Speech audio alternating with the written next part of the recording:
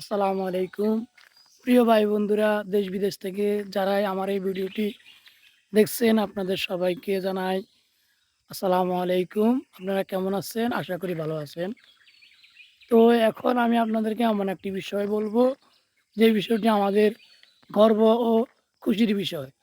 গতকালকে হয়ে গেল ৮ই মে লক্ষ্মীপুর জেলার কমলনগর উপজেলা নির্বাচন। আর এই নির্বাচনে প্রতিদ্বন্দ্বী হিসেবে অংশগ্রহণ করেছিলেন কমলনগর জেলার একজন অন্যতম ধার্মিক ও সৎযোগ্য আল্লাহওয়ালা ব্যক্তিত্ব খালেদ সাইফুল্লাহ কমলনগর চরকাদিরা ইউনিয়নের দুইবার নবনির্বাচিত চেয়ারম্যান পদপ্রার্থী। আর যিনার নির্বাচনে জয় হওয়াতে একটি গর্বের বিষয়, উনি একজন আল্লাহওয়ালা, যার কারণে একজন ওলামায়ে কেরাম ক্ষমতার মসনদে বসলে আমাদের দেশ এবং জাতির উন্নয়ন করা সক্ষম। আর উনি এমন এক ব্যক্তিত্ব, আমরা আশা করি যে উনার মতো